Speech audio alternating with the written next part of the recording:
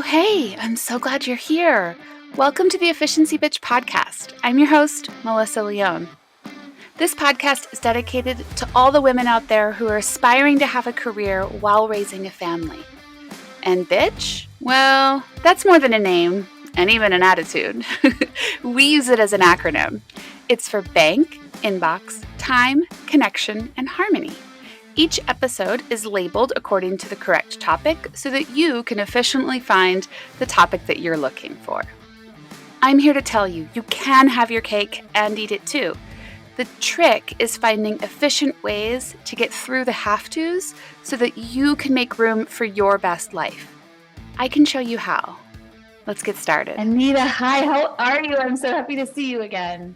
I am so excited to be here, Melissa. Thank you for having me. Yes, I was just saying before we hit record that I was not in the mood to do my podcast today. And I turned on the camera and it was you. And I was so happy. So I was on Anita's podcast not too long ago. And it was so fun and so uplifting. So you're just what I needed today. I'm so glad that I get to talk to you again. But for the audience, would you introduce yourself? Tell them who you are, where you come from, and how you do life. Sure. My name is Anita Rombough. I am a soul strategist and success coach. What that basically means is I help high achievers amplify their fulfillment and their success. So help them really define what success is on their own terms and make sure that life is not just about achieving that external successes, however we define it, but also something that feels meaningful and purposeful and enjoyable for us. I love that. It's something that's really been coming kind of loud and clear for me the last couple of years. When you're on the right vibration and the things are happening and you're listening to what your body is saying, what your soul is saying, good things really start to happen. So I'm a big believer. How did you stumble into this work? How did you find it? It's a combination of all of my life, to be quite honest. I kind of stumbled upon coaching, to be quite honest, in the middle of the pandemic in 2021. Mm-hmm. I was restructured out of my corporate role. But having said that, before that, I have a lifetime of spiritual practice that I really grounded myself in. I've always been very spiritually centered. I'm an intuitive, so I've had those kinds of gifts and abilities since I was a young age. But I also have many degrees and certifications and like over 20 years of education, advanced training and experience in a lot of different things that are all relevant and related to providing the best possible service. So I have a background in psychology. I am a former therapist. So I'm a former healthcare professional. So I worked one-on-one with people, helping them get to their goals. And I also have an MBA. So I have this ability to like really be strategic and to create big transformations. Not to mention, I've had the ability to create big transformations and pivots in my own life, right? Going from a healthcare professional to a healthcare leader, and essentially like leaving a career after 10 years to move back into my parents' basement and to be a student again, or to leave the corporate life and to be an entrepreneur. So I really love helping people make those big shifts to really align with what feels right for them in their next journey or evolution of who they are. I love that. I think I'm learning like manifestation and getting the things that your soul desires really starts with contrast. When you're in kind of doom and gloom and bad things feel like they're happening, it's for a lot of people start that process of soul searching and trying to figure out what they want to do next. And I'm not sure which comes first, right? You're on the wrong path of your soul, or your soul's telling you you're on the wrong path, and that's why you feel that way. Do you have an opinion on that? I think that's a great question. To be honest, I would agree with you. I think that the pandemic has really amplified people's need to find more meaning and purpose in their life. Like we've all been through this collective, like crazy time, right? And so a lot of people are seizing the day and realizing they only have one life, and how do they make the biggest impact and how do they feel great and all that type of stuff. I would say that I'm not really sure about the answer to your question in particular. I would just say that you are meant to be where you are. And so whenever is the right time for you to start feeling those kind of nudges that maybe there's more out there for you, or if you're feeling stuck, or sometimes life just says, yeah, no, you're supposed to be here instead, and just kind of places you in that path. Like, hey, no, Anita, you have done all this amazing work for yourself. And you've got what it takes, and it's time for you to help other people find their way when they're feeling lost. boom, out of the corporate world into the coaching world, right? So it's really using my coaching skills that I've developed over the last 20 years, and I've been a huge like mentor and leader in the healthcare space.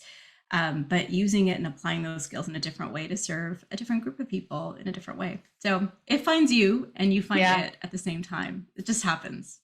I know, I love it. It's like very that. chicken and egg, right? Like which one comes first? I don't know. I think I like pondering those types of ideas because I always am wondering what will happen next, right? Will I know if I'm on the wrong path? And I think, yes, I think your soul starts to recognize when you're going down the wrong way. And one of the things that started, I'm really excited for you to be here to talk about this because you're such the perfect guest for this. One of the things that really helped me in that initial stage of finding my soul's purpose was gratitude and figuring out like, why was I feeling so unhappy? I had so many things to be grateful for. And when I pulled that back and started to say, oh, I am grateful for all of these things, then I was really able to open up and figure out what next, what else my soul really wanted. And I know gratitude is a really important part of you as a woman, but also in your professional life. So I was hoping we could kind of unwrap some of the benefits of gratitude practice. Sure, let's do it.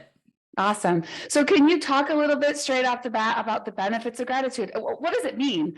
First of all, does it mean saying thank you to your computer and to your desk? Or what does it mean to you? Well, it can totally mean that to me. First and foremost, like, what is gratitude? Let's just like make sure we're talking about the same thing. I personally look at it as something that I'm thankful for, something that is kind of a life's blessing, if you will. And so we all know what it is. I think we all say thank you so many times, whether we mean it or not. Like, we say the words, but do we feel the emotions? It's really about cultivating that. So as I mentioned, in a lot of the clientele that I serve, they're really high achieving, they're goal oriented, they're results driven. They have whatever they think that it defines their success in the outside world, right? They've got the money, they've got the title, they've got the paycheck, whatever, right? They've got the house, but they're feeling empty and lost inside. And if that sounds like somebody that might be tuning into your podcast, I think it's because what's happened is, and this is where, the whole soul strategy and success kind of merge, right? Doing the inner work is really what brings the outer success. So doing the inner work, finding that inner peace and happiness really makes the outer success mean something, but also doing the inner work also just accelerates and catapults the amount of external success you receive. It's also like a little bit of the manifestation piece, right? And gratitude is a key driver of that. So I think gratitude is really an important vehicle to support that inner growth, that inner peace, that inner happiness that also ties into your outside results, right? So it's like, talk about efficiency, right? Like do the inner work and you get the inner work and the outer results, right? The inner peace and the outer results. So that's how I define gratitude. And I would say it's so important on so many different levels, but like, let's just call some of the major ones out. First and foremost, it improves your physical and mental health, right?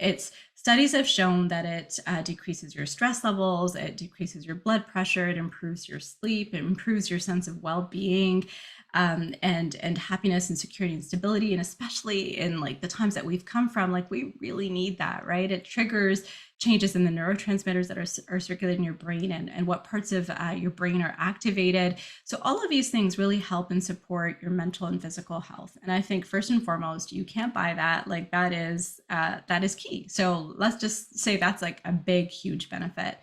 The second is obviously it improves our ability to relate to other people. And that really ties into, I think, in your efficiency, can I say the word? Yeah, we can say the word. Like, I don't know if I'm allowed. The efficiency bitch framework that you have, it really plays into the connection and the community and the harmony piece, right? First of all, being kindness, like being accepting of even yourself, like it helps improve your relationship with yourself when you can be kind and show gratitude to yourself for just showing up for who you are, right? Having that self-acceptance. But more or less too, like life is all about relationships, right? Both personally and professionally. If you can relate to somebody else in a different way, by showing them that you value them, by showing them that you appreciate them, that you understand them, it's really building that trust of a culture of understanding and empathy that just solidifies relationships. And again, we're creatures that crave belonging and acceptance and love. And it's, our world is predicated on relationships. So if we can strengthen that relationship and that feeling about ourselves and also with other people, both at work and at home, I mean, just that's life-changing right there. And last but not least, I'm just going to say that life can be difficult, right? We've all gone through times where things are great, things are not so great. That's just life. And so having that attitude of gratitude just really helps you overcome that, build that resilience and overcome that adversity or those tough times. It really just helps you see the positive in situations and helps you get through them, because we're all going to go through them. So we might as well get through them as fast as we can and with the best attitude, right, in the process.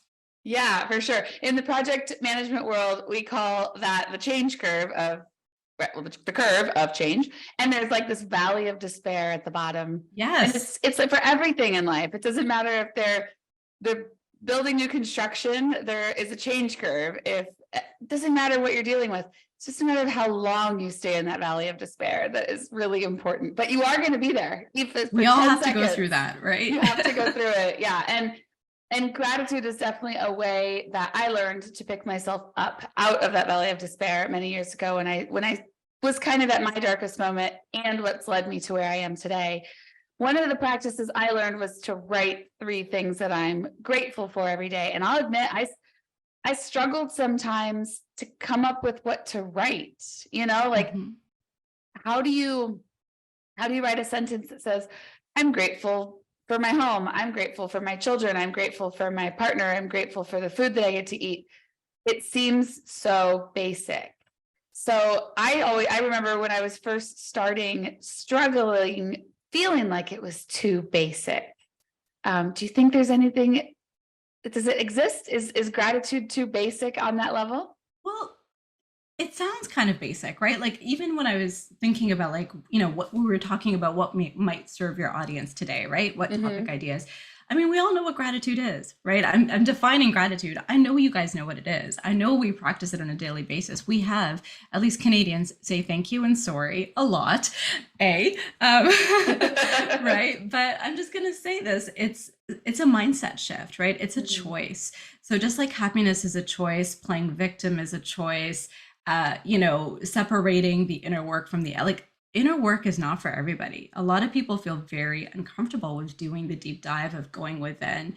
And similarly, gratitude is a choice, right? And it is a basic choice. It's a very easy choice. But if you tap into it, I mean, again, we just talked about those benefits, like the benefits of being able to relate to yourself and show yourself love and kindness, the ability to feel healthier mentally and physically, the ability to relate to other people, the ability to, oh my God, get out of that valley of despair, quicker. Why wouldn't you, right? Why wouldn't you?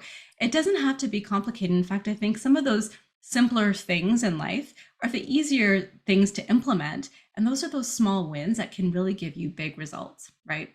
And I know we're all about efficiency, so we should totally tap into that. Yeah, most definitely.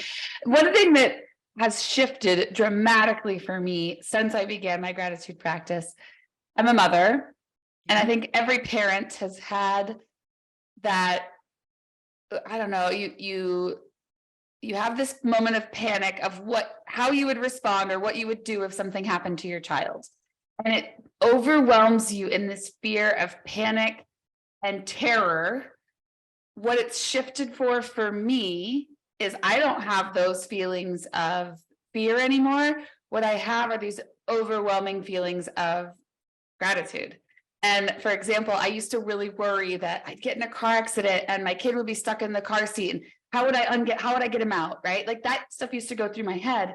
And now I hold him and I just oh, I love this. I hope I get to do this always. And I'm so grateful for it. Those fears as a parent don't go away, but they don't wave over me and flood my mind the way that they used to. I still have that very overwhelming feeling, but it's very positive and warm and loving versus terror and fear and cold that I used to experience. So I've felt that shift for sure. That's really loving. I would say that you're playing right into the field of energetics. I don't know how woo you are, but there's all of our energies and emotions have a certain frequency that we emit. And basically the law of attraction is you get out what you put in. So if you're holding on to that energy of fear, you know how that feels, right? We can all feel constricted. We feel like panic. We are, and so we're attracting more of that. But, the exact opposite of fear is love, and is like on the opposite end of the spectrum is all the feel good kind of emotions, and gratitude is certainly one of them, right? And so when you're tapping into that, you feel joy, you feel expansiveness. I would also say that what you're doing actually, by replacing the fear and just kind of like holding yourself in the moment of the hug or whatever, is really grounding yourself in mindfulness. And mindfulness is a really key way to cultivate an attitude of appreciation. So you're doing one of the things that I would recommend, which is like being mindful and in the moment. And there's some other things that you've referred to. I don't know. Do you want me to go into that a little bit? I would love it. I was going to be Okay. the next question. I was like, Tell I us feel like more. I'm going off on a tangent. So like reel me in if it's not good. what you want to hear.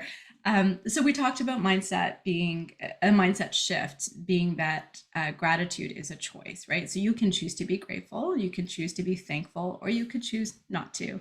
And of course, if we want to ebb into that, tap into the series of like positive, uplifting emotions and doing the inner peace and inner happiness, which is going to catapult your external success, I think is a good idea to tap into that, to make that choice. So mindfulness is really just being in the present moment. So again, just feeling your son, the fabric of his clothes, smelling his hair, whatever it is, right? So it's really being present. You can do mindfulness in a lot of different ways. So you talked about mindfulness journaling.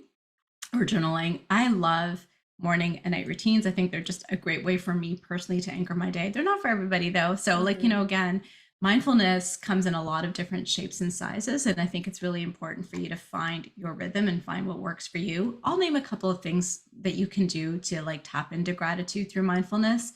And I would encourage you to just try one or two. Like you don't have to do them all, but one of them is mindfulness journaling. I love the 5-minute journal. I don't know if you've ever heard of this. This is efficiency at its core. In 5 minutes, your whole day, morning, like 2 minutes in the morning, 2 minutes at night, you are done. And you've reflected on your day, and there's gratitude built in, and you've also affirmed things if you want to like solidify your beliefs. Full disclosure, I am not a night person, so I'll do my 5-minute journal every morning. I'm not so good at doing it every night. But one thing I do tend to do at night is before I go to bed, I will think of 3 things that I'm grateful for. And I'll just say it. And it could be as simple or as basic as like this bed. Like, oh my God, thank you. Like I've had such a busy day. I'm just so excited to like, tap in. Think about what happened during the day that you're excited about. So really like journaling or just thinking about things that you're grateful for, preferably in the morning and night, are just good ways to anchor your day. I would say I also love doing gratitude pauses. So it's kind of along the same lines where just at random moments of the day, you just stop yourself and just like look around you. So if you have a cup of coffee in your hand, you're about to write an email, just be like, oh my God, I'm so grateful for this cup of coffee. It tastes so amazing. Or it's just the right temperature. Like, again, it doesn't have to be big, but it really does shift your mind and it just makes you more appreciative of what's going on around you.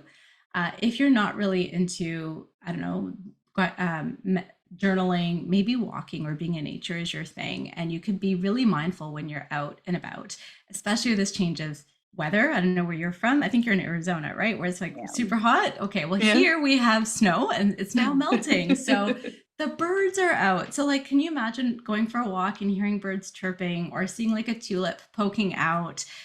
Or even seeing the cutest dog on your walk, right? Like just take in the sights and the sounds and the smells and just like be all in. So being mindful, being in the moment is really awesome for gratitude. The last one I'll leave you with is meditation. I don't know if you're a meditator, but you can also do this gratitude meditation where basically you close your eyes. Again, could be whenever you find the time. And I would again, just all of these suggestions, just pick one or two and go with it and see what it does for your ability to feel gratitude. But close your eyes. And when you're breathing in, just think of something that you're grateful for. So breathe in gratitude for your son. And then when you're breathing out, spread that energy of gratitude that you feel for that object, thing, event to your body. And you could even spread it out to your son. So you're sending your son like those loving vibes. Isn't that so beautiful? Anyway, so those are some ways to cultivate an mindfulness, and mindfulness is really good for practicing gratitude. A couple of, I'll maybe share one more thing with you. When it comes to gratitude, I would say just saying thank you to other people is key. I know we say it all the time, but do we feel it? Like when you say it to somebody like Melissa, thank you for this opportunity to be on your podcast today. I so appreciate being able to serve your community and create the big impact I want to. Doesn't that feel like I'm not just saying thank you, like I'm really owning, like I'm meaning it. And if you can, I love that elaboration that I did. It's like showing you thanks and appreciation and that I value you, but it's showing you why, right? Like, I'm showing you that I'm seeing you for who you are. And like people want to be seen and heard and understood, right? So it's really tapping into that. And I would also say that, like, let's just say, I'm going to use our partners as an example, or maybe even a coworker. But let's say you did something like you always, I don't know, make dinner, and your partner decides to be helpful, make dinner one night, and they maybe didn't do it just exactly the way you wanted it to. If you have a choice, gratitude is a choice. You can be thankful that they tried to take something off your plate and made you dinner and say thank you for it, even though it might not taste as great as you make it, or it might not be as complicated, whatever, right? It's food, right? Or you might be like, oh, yeah, thanks so much. Like you did this, but you forgot you could have put in a bit more salt. You could have given it a little bit more time. What is going to make the person feel more valued and appreciated, right? Like the sincere gratitude for just coming out and doing the thing. In the future, if you have a huge to-do list, which we don't, because we are all about efficiency and like time management and all that type of stuff. But let's just say, right? Let's just say, are they going to be as like likely to want to be able to help you out? And like, so it's a simple thing. So it's saying gratitude, but saying it and really feeling it and giving people reasons to understand where it's coming from. I think that just makes it that much more genuine and helps to build that connection with other people. Yeah, I love that. I think the connection part with other people is so important, because we talked about that at the beginning of the show, and it's a huge part of my book. The way that you interact with other people it's a big deal, and the way they feel in that moment. I'll also take a second to plug my morning and evening routine. I have a free download for any listeners. It's at efficiencybitch.com /daily action plan. I talk a lot about it in the book, and it's got all my kind of morning and afternoon journaling prompts. It's a 1-pager, super fast. So go check it out, and it's a fun one. So let's wrap this up. Oh, we didn't even plan that. Like, how awesome was that? That was like such a great plug. Okay, go ahead. Sorry. I like giving people things that help me. And when you were talking about your morning and evening, I was like, that's me. I do that. And it's funny the way that started. I just did it for me. And then when I was writing my book and I was writing about it, my publisher said, you need to share that in a download. And I thought, oh, okay, I do, don't I? So that's where that came from. Let's talk about, as we wrap this up, how gratitude really helps tie that ribbon around connection, around harmony, around becoming an efficiency bitch. How do you use gratitude to like completely encompass your way forward? So I think we've already touched on a lot of it, but let's just really reinforce it, because it's such an important point. I think, again, people want to feel loved. They want to feel like they belong. They want to feel like they're accepted. They want to feel like they're seen. They want to feel like they're heard. They want to feel like they're valued. I want to feel like that way. You want to feel that way. Showing gratitude is that common thread that anchors everyone in all of those feelings. If you can build connection and trust and empathy and understanding, imagine how much more powerful that relationship that you have is because of that. It's just a simple 2 words, thank you. Although I prefer the elaboration, but whatever, you know what I mean, right? It's about creating that energy that I see you, I value you, I appreciate you. Thank you for doing what you're doing. That helps people come back to the table time and time again. That helps people want to work with you in a professional setting, right? It's all about teamwork. There's no I in team, right? At home, you really need, people can do it on their own, but if you have a partner, it's very helpful to have a support network around you that's actually supported and Yeah. supports you, and you feel that you're supporting them. So everyone wins when we practice gratitude. So as simple and as simplistic as it can be, integrating those small moments of having a pause, of saying thank you, of really taking in your surroundings, of journaling, whatever practice you choose to take from today, I would highly recommend it. Actually, I know we're wrapping up, but there's one other thought I have about cultivating an attitude of appreciation, if you don't mind my sharing. Please. And it's called mental subtraction. So the other ones seemed a little bit more basic and just kind of natural. Like, yeah, of course we say thank you. Of course we do this. Mental subtraction, I had a thought of this as was one, for example, when you were hugging your son. I don't want to use this example in a sense because it's kind of like, it's sad for me. But mental subtraction is like, imagine not having the thing that maybe in the moment you might be afraid of, like the car accident, imagine, or being frustrated about or complaining about. So let's talk about work, for example. Let's say you don't love your job, or you've had a tough day at work. You're having a problem with your coworker, you're having a problem with the job itself. Imagine not having it in your life. That is mental subtraction. And imagine not having it in your life, and that will actually bring about feelings of appreciation for it. So yeah, maybe today was a tough day, but imagine not having that paycheck that's going to pay your bills, or having that paycheck that's going to buy you healthy food that's going to feed and nourish your family, or not having the friendships that you've built through your work, or not having the ability to showcase your skills or exercise your superpowers every day at work, like the things that you're really good at. And all of those things will help create that attitude of gratitude. So yeah, maybe you don't like it, but maybe you can see the positives in the situation, and feel a bit more appreciation for it. Yeah, I love that, because there are things we all have to do. I don't want to go to that work dinner. Yes. I don't want to go to that meeting. But when you start to think about it that way, it can really change your framework. Anita, it's so great talking to you. I really appreciate you coming on today. Would you share with the audience where they can find you? Sure. I would love it if you followed me on Instagram at Anita Rombough, Anita Rombough, Romboughh, or you can catch me at www.anitarombough.com. Amazing. Thank you so much. It's always a pleasure. I appreciate you coming on. Thank you so much, Melissa. Have a good day. Well, that wraps it up. Thank you so much for listening. If you're new around here, please be sure to leave us a review on any podcast platform you're listening to. And you can always reach out to me to let me know what topics you're interested in hearing about, or maybe telling me someone you think would be great for the show. Either way, I'd love to hear from you. You can find me on Facebook and Instagram at EfficiencyBee. Until next time, see ya!